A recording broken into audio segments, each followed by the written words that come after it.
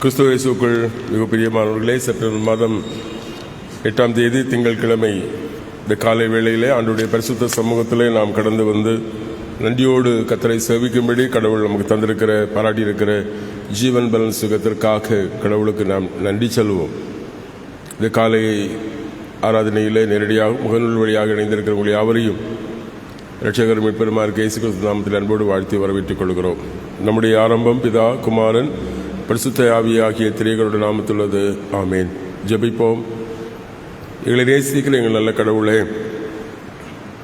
எங்கள் வாழ்வுக்கு நன்மையான ஈவுகளை தந்து உம்முடைய வார்த்தைகளினாலே ஆண்டவரே நன்மையான பாதைகளை தெரிந்தெடுக்கவும், கர்த்தர் எங்கள் வாழ்வுக்காக தம்முடைய நேசகுமாரனை தந்து எங்களை வாழ்விக்கவும் ஆண்டவர் நீர் அருள் புரிகிற தயவுக்காக உமக்கு நன்றி சொல்கிறோம்.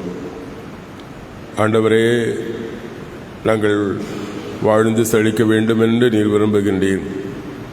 ஆனாலும் ஆண்டவரே, எங்களுடைய வாழ்க்கையிலே வாழ்வுக்கு பதிலாக அழிவையும் சாபத்தையும் நாங்கள் பெற்ற மக்களாக இருக்கிறோம். கடவுளுடைய வார்த்தைக்கு கீழ்ப்படியாமல் மனந்திரும்ப மனமற்றவர்களாக இன்றைக்கு நாங்கள் இருக்கிறோம் என்பதை உணரவும் ஆண்டவரே, உடைய வார்த்தையினாலே நாங்கள் நிரப்பப்பட்டு கிறிஸ்து எங்களுக்கு தருகிற புதிய வாழ்வின் அனுபவத்தை நாங்கள் பெற்றுக்கொள்ள ஆண்டவர் கிருபை தாரும்.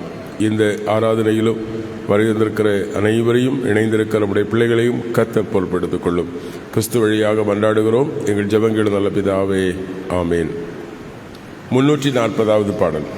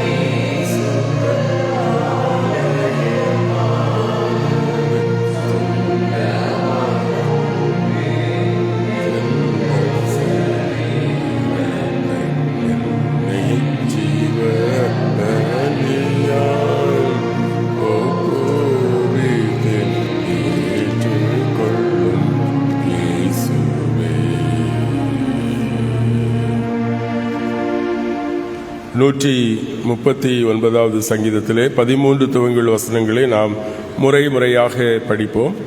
பாடல் புத்தகத்திலே 221வது பக்கம். சங்கீதம் 139 வசனங்கள் 13 துவங்கி நாம் முறையாக படிப்போம்.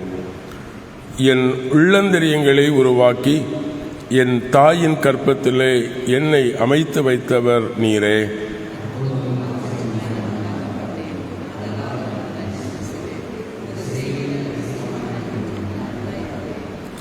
நான் ஒளிப்பிடத்தில் உண்டாக்கப்பட்டு பூமியின் தாழ்விடங்களில் விசித்திர வினோதமாய் உருவாக்கப்பட்ட போது என் எலும்புகள் உமக்கு மறைந்திருக்கவில்லை.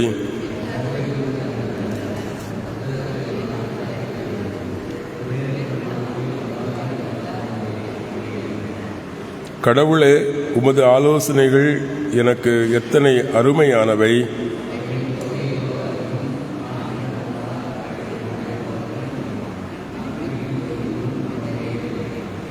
கடவுளே, நீர் துஷ்டனை அழித்து விட்டாரானால் நலமாயிருக்கும். இரத்த பிரியரே, என்னை விட்டு அகன்று போங்கள்.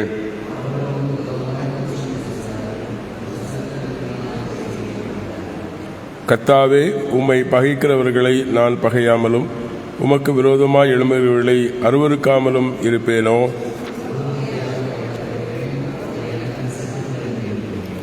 கடவுளே, என்னை ஆராய்ந்து என் இருதயத்தை அறிந்து கொள்ளும். என்னை பரிசோதித்து என் சிந்தனைகளை அறிந்து கொள்ளும்.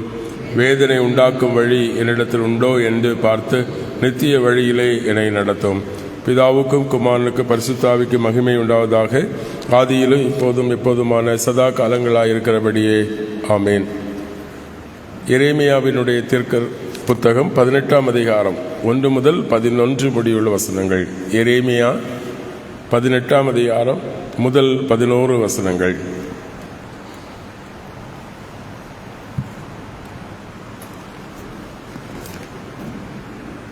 எரேமியாவின் புத்தகம் அதிகாரம் 18 வசனங்கள் 1 முதல் 11 முடிய. கர்த்தரால் எரேமியாவுக்கு உண்டான வசனம்: நீ எழுந்து குயவன் வீட்டிற்கு போ, அங்கே என் வார்த்தைகளை உனக்கு தெரிவிப்பேன் என்றார். அப்படியே நான் குயவன் வீட்டிற்கு போனேன். இதோ, அவன் திரிகையினாலே மனைந்து கொண்டிருந்தான். குயவன் மனைந்து கொண்டிருந்த மண்பாண்டம் அவன் கையிலே கெட்டுப்போயிற்று. அப்பொழுது அதை திருத்தமாய் செய்யும்படிக்கு தன் பார்வைக்கு சரியாய் கண்டபடி குயவன் அதை திரும்ப வேறே பாண்டமாக வணைந்தான். அப்பொழுது கர்த்தருடைய வசனம் எனக்கு உண்டாகி, அவர்: இஸ்ரவேல் குடும்பத்தாரே, இந்த குயவன் செய்தது போல நான் உங்களுக்கு செய்யக்கூடாதோ என்று கர்த்தர் சொல்கிறார். இதோ, இஸ்ரவேல் வீட்டாரே, களிமண் குயவன் கையில் இருக்கிறது போல நீங்கள் என் கையில் இருக்கிறீர்கள். பிடுங்குவேன், இடிப்பேன், அழிப்பேன் என்று நான் ஒரு ஜாதிக்கு விரோதமாகவும் ஒரு ராஜ்யத்துக்கு விரோதமாகவும் சொன்ன மாத்திரத்தில் நான் விரோதமாய் பேசின அந்த ஜாதியார் தங்கள் தீங்கை விட்டு திரும்பினால் நானும் அவர்களுக்கு செய்ய நினைத்த தீங்கை செய்யாதபடிக்கு மனம் மாறுவேன். கட்டுவேன், நாட்டுவேன் என்றும் ஒரு ஜாதியையும் ஒரு ராஜ்யத்தையும் குறித்து நான் சொல்கிறதும் உண்டு. அவர்கள் என் சத்தத்தை கேளாமல் என் பார்வைக்கு பொல்லாப்பானதை செய்வார்களானால் நானும் அவர்களுக்கு அருள் செய்வேன் என்று சொன்ன நன்மையை செய்யாதபடிக்கு மனம் மாறுவேன். இப்பொழுதும் நீ யூதாவின் மனுஷரையும் எருசலேமின் குடிகளையும் நோக்கி, இதோ, நான் உங்களுக்கு விரோதமாக ஒரு தீங்கை உருவப்படுத்தி உங்களுக்கு விரோதமாக ஒரு காரியத்தை யோசிக்கிறேன். ஆகையால் உங்களை ஒவ்வொருவரும் தன் தன் பொல்லாத வழியை விட்டு திரும்பி உங்கள் வழிகளையும் உங்கள் கிரியைகளையும் சீர்படுத்துங்கள் என்று கர்த்தர் உரைக்கிறார் என்று சொல் என்றார் என்பது.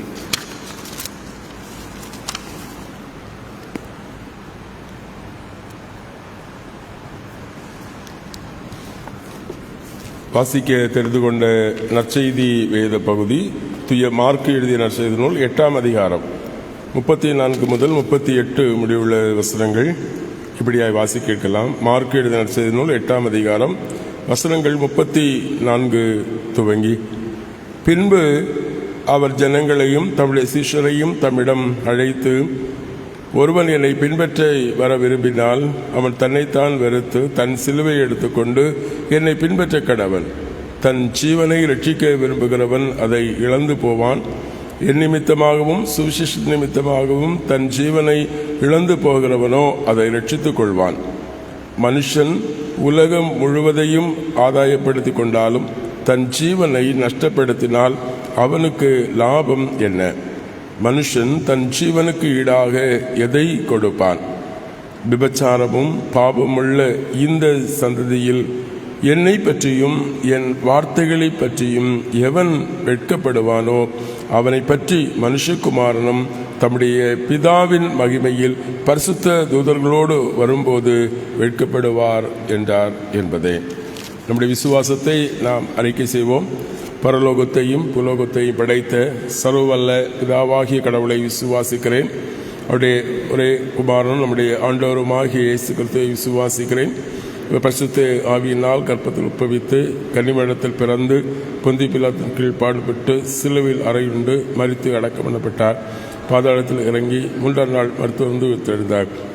மருத்துக்கேறி சர்வவல்ல பிதாவாகி கடவுளுடைய வலது பாசம் வீற்றிருக்கிறார். அவரிடத்திலிருந்து வில்லோரையும் மருத்துவ நியாயத்திற்கு வருவார். பரிசுத்த ஆவியான விசுவாசிக்கிறேன். பொதுவான பரிசுத்த கிறிஸ்தவ சபையும் கிறிஸ்துவனுடைய ஐக்கியமும் பாவ மன்னிப்பும் சரீர வீழ்த்தலும் நித்திய ஜீவனும் உண்டென்று விசுவாசிக்கிறேன். ஆமீன். பிதாவாகிய கடவுளிடமிருந்தும் குமாரனாகிய கிறிஸ்து இயேசுவிடமிருந்தும் உங்கள் அனைவருக்கும் கிருபையும் சமாதானமும் உண்டாவதாக. ஆமீன். இந்த காலை வேளையிலேயும் சிதறைக்காக தெரிந்து கொண்ட வேத பகுதி நான் வாசிக்கேட்ட எரேமியா தீர்க்கரின் புத்தகம் 18ஆம் அதிகாரம் 6வது வசனம் இப்படியாக வாசி கேட்கலாம். அப்பொழுது கர்த்தருடைய வார்த்தை எனக்கு வந்தது. அவர், இஸ்ரவேல் வீட்டாரே, இந்த குயவன் செய்தது போல நான் உங்களுக்கு செய்யலாகாதோ? கர்த்தர் உரைத்த வாக்கு இதுவே. இதோ இஸ்ரவேல் வீட்டாரே, களிமண் குயவன் கையில் இருக்கிறது போல நீங்கள் என் கையில் இருக்கிறீர்கள் என்பதே. ஜெபிப்போம். அன்பு நிறைந்த கடவுளே, வாழ்விலே நல்வழி வாழ்வதற்காக உம்முடைய வார்த்தைகளை எங்களுக்கு நீ தருகின்றீர். நாங்கள் வாழ்கிற இந்த உலகம் பொல்லாதது, தீமை நிறைந்தது. ஆனாலும் உம்முடைய பிள்ளைகளாகிய நாங்கள் எங்கள் வாழ்வை அழித்து விடாதபடி சத்திய வசனத்திலே புதிய வாழ்வை நாங்கள் பெற்றுக்கொள்வதற்கு எங்களை சரியான பாதைகள் நடத்த உதவி செய்யும். கிறிஸ்து வழியாக மன்றாடுகிறோம். எங்கள் ஜெபம் கேளு நல்ல பிதாவே. ஆமேன். கிறிஸ்து இயேசுவுக்குள் பிரியமானவர்களே, நாம் இஸ்ரவேல் வீட்டாரே, களிமண் குயவன் கையிலே இருக்கிறது போல நீங்கள் என் கையில் இருக்கிறீர்கள். எவ்வளவு அருமையான ஒரு வார்த்தையை பாருங்கள். இன்னைக்கு இந்த உலகத்திலே வாழுகிற நாம் எப்படி வாழ வேண்டும் என்று விரும்புகிறோம். நேற்று தினம் அழகாக சிந்தித்தோம். நம்முடைய வாழ்க்கையில் ஜீவனும் இருக்கிறது, மரணமும் இருக்கிறது, ஆசீர்வாதம் இருக்கிறது, சாபம் இருக்கிறது, நன்மை இருக்கிறது, தீமை இருக்கிறது. நாம் எதை தேர்ந்தெடுக்கிறோம்? அதிலே நம்முடைய வாழ்க்கை அமைந்திருக்கிறது. ஜீவனுக்கு ஏதுவான, நன்மைக்கு ஏதுவான, ஆசீர்வாதத்திற்கு ஏதுவான வழிகளை நாம் தேர்ந்தெடுப்போமேயானால் நம்முடைய வாழ்க்கை ஆசீர்வாதமும் நன்மையும் நிறைந்திருக்கும். கடவுளும் அதான் விரும்புகிறார். ஆனால் நாம் அதற்கு எதிர்மாறாக சிந்திக்கிறோம், செயல்படுகிறோம். அருமையானவர்களே, நேற்று சிந்தித்தோம். கடவுளுடைய வார்த்தைகளுக்கு கீழ்ப்படிந்தால் கடவுள் நமக்கு முன்பாக வைத்திருக்கிற வாழ்வு செம்மையாக இருக்கும். ஆனால் பிரச்சனையே அதை நம்ம கீழ்ப்படுகிறதே இல்லையே. பாருங்கள், இந்த பகுதியிலே வேதம் சொல்லுகிறது, தீர்க்கரை நீ குயவனுக்கு வீட்டுக்கு போ, அங்கே பாரு குயவன் என்ன செய்கிறான். குயவன் மண்ணை எடுக்கிறான், இயந்திரத்தை வைத்து ஒரு புதிய பானை உருவாக்குகிறான். அந்த பானை சரியாக வரல. உடனே அதை என்ன செய்கிறான்? அழித்து விட்டு அவனுக்கு சரியாய் படுகிறது வரை என்ன செய்கிறான்? அதை புதியதாக வணைகிறான். பலவேளை நம்முடைய வாழ்க்கையிலும் நாம் சரியானது எது என்று நிதானித்து தெரிவு செய்வதற்கு நாம் அறியாத மக்களாக இருக்கிறோம். எப்பவுமே மனிதனுடைய வாழ்க்கை அக்கறைக்கு பச்சை, பார்க்கிறதுக்கு அழகாக இருக்கிறது, நல்லது என்று நாம் நினைக்கிறோம். ஏவாளை போல நாம் ஆதியாகம புத்தகம் 13ஆம் அதிகாரத்தை நாம் எடுத்துக்கொண்டோம் என்று சொன்னால், ஆபிரகாம் லோத்து இவர்களுக்கு வசதிகள் செல்வம் பெறுகிறது. அப்போ அவர்களுக்கு இடையிலே மந்தை மேய்ப்பர்களுக்கு இடையிலே பிரச்சனை வருகிறது. அப்பொழுது ஆபிரகாம் ஒரு ஆலோசனை சொல்லுகிறான் லோத்தை அழைத்து, இங்கே பாரு, நம்ம இப்படி இருக்கிறது சரியில்லை, நீ என்ன செய், கிழக்கே போனால் நான் மேற்கே போகிறேன், நீ வடக்கே போனால் நான் தெற்கே போகிறேன், ஏன் நமக்கு பிரச்சனை வேண்டாம், நம்ம 2 பேரும் 2 வழியில் போயிடுவோம் அப்படின்னு சொன்னார். அப்போது லோத்தை என்ன செய்கிறான், அவன் சோதோமின் பக்கம் திரும்பி பார்க்கிறான். அது பார்க்கிறதுக்கு பச்சை பச்சையில் செழிப்பாக இருந்தது. அதை அவன் தெரிந்தெடுத்தான். அது அவனுடைய வாழ்வுக்கு அழிவை கொண்டு வந்தது. எவ்வளவு செழிப்பாக இருக்கும்னு நினைத்த லோத்துக்கு அது. ஆனால் ஆபிரகாம் கானானை தெரிந்து கொண்டான். கடவுள் அவனுக்கு கானான், அவனுக்கும் அவன் சந்ததிக்கும் அந்த கானானை வாக்கு அளிக்கிறார். எனக்கு கிறிஸ்துவுக்கு நாம் எதை தெரிந்து கொள்ளுகிறோம் என்பது நமக்கு தெரியாது. நமக்கு நல்லது என்று படுகிறதெல்லாம் நமக்கு நல்லதாக இருக்கிறதில்லை. நம்ம நினைக்கிறோம் நல்லதாக இருக்கும் என்று, பச்சை பசை என்று இருக்கிறது, இது வாழ்விலே சரியாக இருக்கும் என்று நினைக்கிறோம். ஆனால் நாம் நினைக்கிற சரியாக இருக்கிறது இல்லை. பாருங்கள், இந்த பகுதியிலே எரேமியா 18ஆம் அதிகாரத்திலே அழகாக ஒரு உருவகத்தை கடவுள் சொல்லுகிறார். நான் இடிப்பேன், அழிப்பேன், தகர்ப்பேன் என்று சொல்லுவேன். ஆனால் நான் இடிக்க மாட்டேன், தகர்க்க மாட்டேன், அழிக்க மாட்டேன். ஆனால் நான் கட்டுவேன்னு சொல்லுவேன், எழுப்புவேன்னு சொல்லுவேன். ஆனால் நான் கட்ட மாட்டேன், நான் எழுப்ப மாட்டேன். ஏன்? கடவுள் நான் மனம் மாறுவேன், நான் மனம் மாறுவேன். காரணம் என்ன? நீங்கள் மனம் மாறவில்லை என்று சொன்னால் நான் மனம் மாறுவேன். உங்களை அழிப்பேன்னு சொல்லுவேன், நீங்கள் மனம் மாறினா நான் மனம் மாறுவேன், அழிக்க மாட்டேன். நான் உங்களை கட்டுவேன்னு சொல்லுவேன், நீங்கள் மனம் மாறலைன்னா நான் உங்களுக்கு சொன்னேன் செய்வேன் என்று சொன்ன நன்மை குறித்து நான் மனம் மாறி விடுவேன். ஆகவே ஆண்டவர் நம்மிடத்தில் எதிர்பார்க்கிறது மனம் மாற்றம். ஆனால் அந்த மனமாற்றமும் இன்றைக்கு நம்மிடத்தில் இல்லை. ஆகவேதான் கடவுள் எரேமியா தீர்க்கரை அனுப்பி சொல்லுகிறார், குயவன் கையிலே களிமண் இருக்கிறது போல நீங்கள் இப்போ ஏன் கையில் இருக்கிறீங்க. அருமையானவர்களே, ஒரு குருவினிடத்தில் ஒரு குழந்தை, சுட்டி குழந்தை தன்னுடைய கைகளிலே ஒரு உயிருள்ள குருவியை வைத்துக்கொண்டு கேட்டான், இந்த குருவி உயிரோடு இருக்கிறதா செத்துட்டு இருக்கிறதா? குரு யோசித்தார், உயிரோடு இருக்கிறது என்று சொன்னால் அதை கைக்குள்ளே வைத்து நசுக்கி கொண்டு விடுவான். செத்தது என்று சொன்னால் கையை திறந்து அதை பறந்து விடும். அப்பொழுது அவர் ஞானமாக சொன்னார், அது உன் கையில் இருக்கிறது. அதுமாதிரி பல வேளைகளிலும் நாம் நம்முடைய வாழ்க்கை நம் கையில் இருக்கிறது என்று நாம் நினைக்கிறோம். நம் கையில் இருக்கிறது வாழ்வும் சாவும். ஆனால் நம் கையில் இருக்கிற வாழ்வு சாவு என்பது, நாம் ஆண்டவர் இயேசு கிறிஸ்து சொன்னாரே, நீங்கள் ஜீவன் வேண்டும் என்று நினைந்து வாழுகிற நீங்கள் வாழ்வை நஷ்டப்படுத்துகிறீர்கள். வாழ்வுக்கான பொருளையும் அர்த்தத்தையும் நாம் அறியாமல் இருக்கிறோம். ஆகவே இன்றைக்கு ஆண்டவர் நம்மிடத்தில் எதிர்பார்க்கிறது, நம்ம அழகாய் பண்ணோம், என்னை ஜீவ பள்ளியாய் ஒப்புவித்தேன் இயேசுவை. நாம் இன்றைக்கு ஆண்டவர் நம்மிடத்தில் எதிர்பார்க்கிறது, நாம் அவர் கையில் இருக்கும்படி நம்மை அவரிடத்திலே ஒரு ஒப்புக் கொடுக்க நாம் அழைக்கப்படுகிறோம். நம்மை ஆண்டவருடைய கரங்களில் ஒப்புக் கொடுப்போம். அவர் அழகாக சங்கீதக்காரன் சொல்லுகிற 130 சங்கீத, ஆண்டவரே நீர் என்னை படைத்தவர், என்னை உருவாக்கினவர். கடவுள் நம்மை படைத்தால், கடவுள் நம்மை உருவாக்கினால் எப்படி ஒரு நல்ல மனுஷனாக தானே உருவாக்கியிருப்பார், நல்ல மனிதனாக தானே உருவாக்கியிருப்பார். பாருங்க, அவர் சொல்லுகிற, கடவுளை நீர் என்னை படைத்திருக்கிறீர், உருவாக்கி இருக்கிறீர், தாயின் கருவில் தோன்றிய முதல் எல்லாம் நீர் என்னை அறிந்திருக்கிறீர்.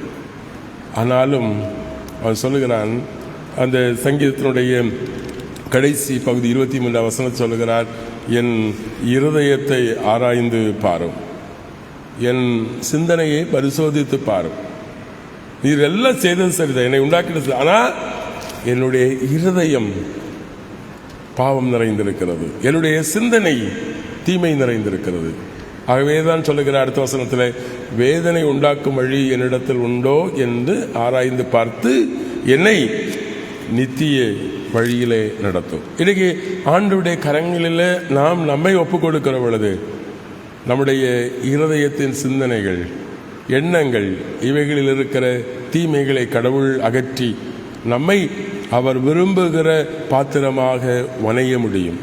ஆகவே இன்றைக்கு ஆண்டவர் நம்மிடத்தில் எதிர்பார்க்கிறது, நம்மை முழுமையாய் ஆண்டவருடைய கரங்களிலே ஒப்புக் கொடுப்போம். நாம் கீழ்ப்படிந்து வாழ்வதற்கும் நாம் தகுதியற்றவர்களாக இருக்கிறோம், மனம் மாறுவதற்கும் நாம் தகுதியற்றவர்களாக இருக்கிறோம். கடவுள் நம்மிடத்தில் கீழ்ப்படிவார் என்று எதிர்பார்த்தார், நாம் கீழ்ப்படுகிறதில்லை. கடவுள் நம்மை எச்சரித்தார், பயமுறுத்தினார் நாம் மனம் மாறுவோம் என்று, ஆனாலும் நாம் மனம் மாறுகிறதில்லை. ஆகவே கடவுள் தாமே கிறிஸ்துவை இந்த உலகத்திலே தந்து நமக்கு பதிலாக சிலுவையிலே தம்மை ஒப்பு கொடுத்தார். 619 பாடலில் சிலுவையிலே ஆண்டவர் தம்மை ஒப்பு கொடுத்து அவர் கீழ்ப்படுகிறார். நமக்கு பதிலாக கடவுள் தம்முடைய குமாரனை தந்து அவர் கீழ்ப்படுகிறார். அவர் வழியாக சொல்ல, உங்கள் ஜீவனுக்கு ஈடாக நீங்கள் எதை கொடுப்பீர்கள்?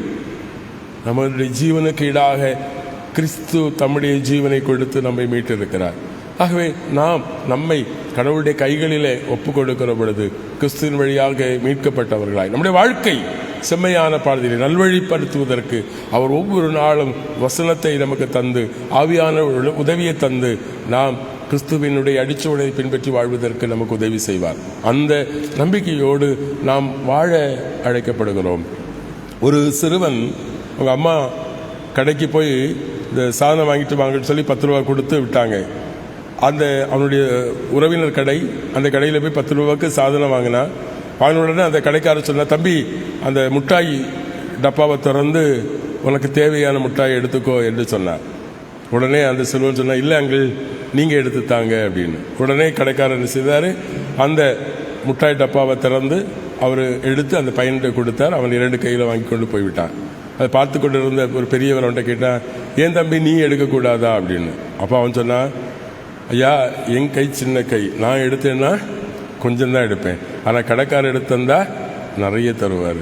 அருமையானவர்களே, நம்முடைய வாழ்க்கையும் அப்படித்தான். நம்முடைய தெரிந்தெடுப்புகள், நாம் என்ன செய்கிறோம், நல்ல வழியாகணும், திருந்தணும், புதுப்பிக்கப்படணும்னு நாம் எடுக்கிற எல்லா முயற்சிகளும் பலனற்று போகிறது. ஆனால் கடவுளுடைய கரங்களிலே நம்மை முழுமையாக ஒப்பு கொடுக்கிற பொழுது கிறிஸ்து நமக்கு முன்பாக ஒரு உன்னதமான வாழ்க்கையை வைத்திருக்கிறார். அந்த வாழ்வை நாம் பெற்றுக்கொள்ள நம்மை முழுமையாய் குயவனுடைய கைகளில் களிமணை போல நாம் இருக்கிறோம். ஆண்டவரை என்னை வரையும் உமக்கு உகந்த பாத்திரமாய், உமக்கு பிரியமாய் என்னை மாற்றும் என்று சொல்லி நம்மை ஒப்புக் கொடுக்கிற பொழுது நிச்சயமாய் கடவுள் நம் ஒவ்வொருவரையும் அவருக்கு உகந்த பாத்திரமாக உருவாக்குவார் என்பது சந்தேகமில்லை. அப்படிப்பட்ட ஒரு புதிய வாழ்வின் அனுபவத்தை கிறிஸ்துவின் வழியாய் நாம் பெற்றுக்கொள்ள தூயாவியான நம்ம ஒருக்குள்ள கிரியை செய்வாராக. ஆமீன். எல்லா புத்திக்கு மேலான தெய்வீக சமாதானம் நம்முடைய நினைவுகளையும் சிந்தனைகளையும் கிறிஸ்து இயேசுவுக்குள் காத்து வழி நடத்துவாராக. ஆமீன். 619வது பாடலை பாடுவோம்.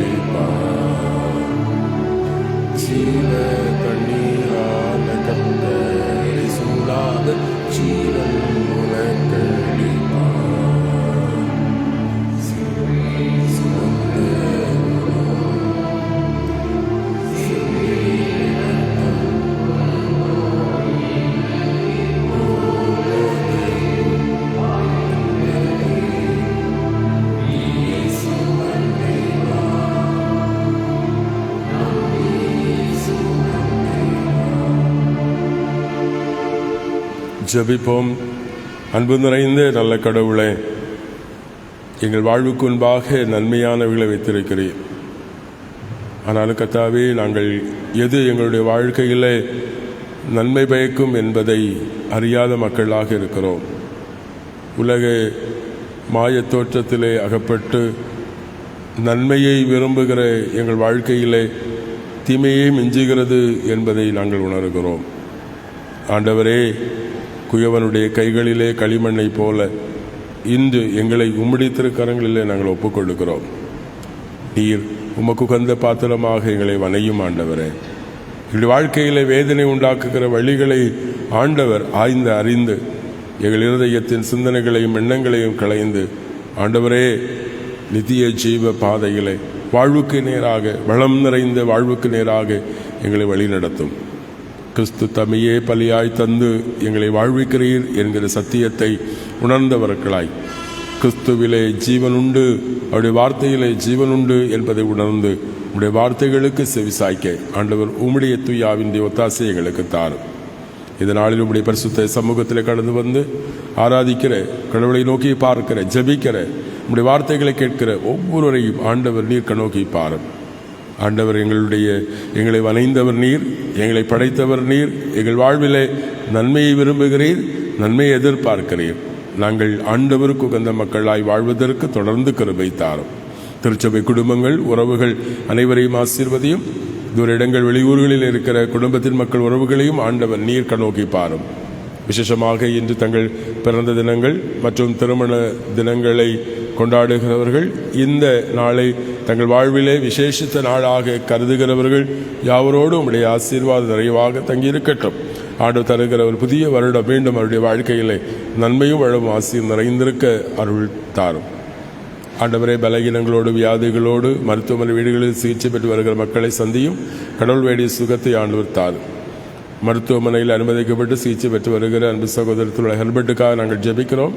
கர்த்தர் உம்முடைய மகனுக்கு தேவையான மருத்துவ பணிவிடைகளை தந்து விரைவாக நல்ல சௌக்கியத்தையும் ஆரோக்கியத்தையும் ஆண்டவர் தந்து நீர் ஆசீர்வதிக்க விடமாக ஜெபிக்கிறோம். இன்று எங்கள் கண்கடைய இறையியல் கல்லூரி தன்னுடைய 101வது ஆண்டு விழா சிறப்பு ஆண்டவரை நன்றி செலுத்துதல் தொழுகையிலும் உம்முடைய பிரசன்ன தங்கியிருக்கட்டும். எங்கள் இறையியல் கல்லூரி ஆண்டவரே அநேகருக்கு ஆசீர்வாதமாக இருக்க கர்த்தர் அதை எடுத்து பயன்படுத்த வேண்டுமாக ஜெபிக்கிறோம். இந்த நாள் முழுவதும் கர்த்தர் எங்களை பொறுப்பெடுத்துக் கொள்ளும். மீண்டும் நன்றி நிறைந்த உள்ளங்களோடு உம்முடைய திரு சமூகத்தில் கடந்து வந்து நன்றி செலுத்தும் மட்டும் தேவ கிருபைக்குள் எங்களை காத்துக்கொள்ளும், குறைகள் எல்லாம் பொறுத்துக்கொள்ளும். கிறிஸ்து வழியாய் மன்றாடுகிறோம் எங்கள் ஜெபங்கேடு நல்ல பிதாவே, ஆமீன். பரமண்டலங்களில் இருக்கிற பிதாவே, உம்முடைய நாமம் பரிசுத்தப்படுவதாக, உம்முடைய ராஜ்யம் வருவதாக, உம்முடைய சித்த பரமண்டலத்திலே செய்யப்படுவதோ பூமியிலே செய்யப்படுவதாக. எனவே நீங்கள் ஆகாரத்தை எங்களுக்கு தாரும். எங்கள் கண்ணாடிகளுக்கு நாங்கள் மனிதர்க்கிறது போல எங்கள் பாவங்களுக்கு மன்னியும். எங்களை சோதனைக்குட்பட நாமத்தையும் பரிசுத்துக் கொள்ளும். ராட்சியம், வல்லமை, மகிமை என்னதேக்கமுள்ளவர்களே, ஆமீன். நம்முடைய ஆண்டவராகிய இயேசு கிறிஸ்துவின் கிருபை, பிதாவின் அன்பு, தூயாவியானுடைய அந்யோன்யத்தை வழிநடத்துவது சமாதானம் உங்கள் அனைவரோடும் இன்னும் என்ன சதா காலத்தை தரித்திருப்பதாக. ஆமீன். என் ஆத்மாவே கர்த்தரை ஸ்தோத்திரி, என் உள்ளமே அவருடைய பரிசுத்த நாமத்தை ஸ்தோத்திரி. என் ஆத்மாவே கர்த்தரை ஸ்தோத்திரி, அவசிய சகல உபகளை மறவாதே. ஆமீன். கர்த்தாவின் சமாதானங்களோடு இருப்பதாக. சமாதானத்தோடு சென்று வாருங்கள்.